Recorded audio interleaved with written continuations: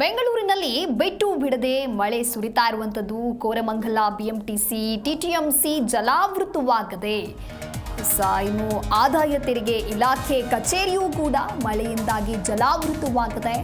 ಟಿಟಿಎಂಸಿಯಲ್ಲಿರುವಂತಹ ಆದಾಯ ತೆರಿಗೆ ಇಲಾಖೆಯ ಕಚೇರಿ ಇದು. ಸವಾರರು ಹಾಗೂ ಜನಸಾಮಾನ್ಯರಿಗೂ ಓಡಾಡುವುದಕ್ಕೆ ಸಂಕಷ್ಟ ಎದುರಾಗಿದೆ.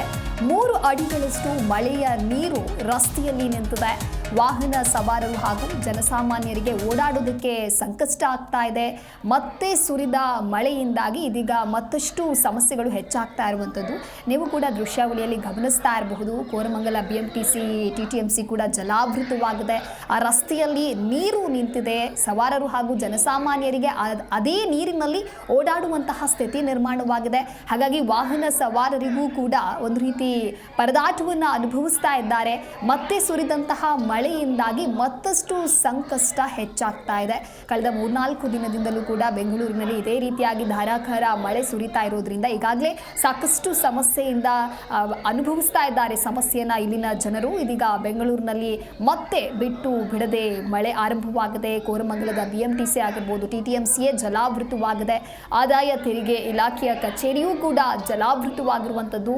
ಸವಾರರು ಹಾಗೆ ಜನಸಾಮಾನ್ಯರಿಗೆ ಓಡಾಡೋದಕ್ಕೆ ಕಷ್ಟವಾಗಿದೆ. ಇನ್ನು ಮತ್ತೆ ಸುರಿದಂತಹ ಮಳೆಯಿಂದಾಗಿ ಜನರಿಗೆ ಮತ್ತಷ್ಟು ಸಂಕಷ್ಟ ಹೆಚ್ಚಾಗ್ತಾ ಇದೆ. ಕಳೆದ 3-4 ದಿನಗಳಿಂದಲೂ ಕೂಡ ಸುರಿತಾ ಇರುವಂತಹ ಮಳೆಯಿಂದಾಗಿ ಗ್ರೇಟರ್ ಬೆಂಗಳೂರು ಬದಲಿಗೆ ವಾಟರ್ ಬೆಂಗಳೂರು ಆಗಿದೆ.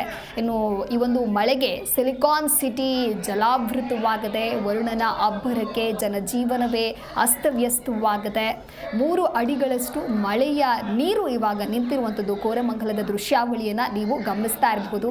ಅದೇ ರಸ್ತೆಯಲ್ಲಿ ವಾಹನ ಸವಾರರು ಹೋಗಬೇಕು ಅಂತ ಹೇಳಿದ್ರೆ ಸಾಕಷ್ಟು ಸಮಸ್ಯೆಯಾಗತ್ತೆ.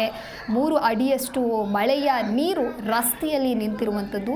ಅದೇ ರಸ್ತೆಯಲ್ಲಿ ಇದೀಗ ವಾಹನ ಸವಾರರು ಸಂಚಾರವನ್ನ ಮಾಡೋದಕ್ಕೆ ಸಾಕಷ್ಟು ಸಮಸ್ಯೆ ಎದುರಾಗಿದೆ. ಮರಗಳೆಲ್ಲವೂ ಕೂಡ ಆ ರಸ್ತೆಯಲ್ಲಿ ನಿಂತಿರ್ತಕ್ಕಂತಹ ನೀರಿನಿಂದ ಮುಳುಗಿ ಹೋಗಿದೆ.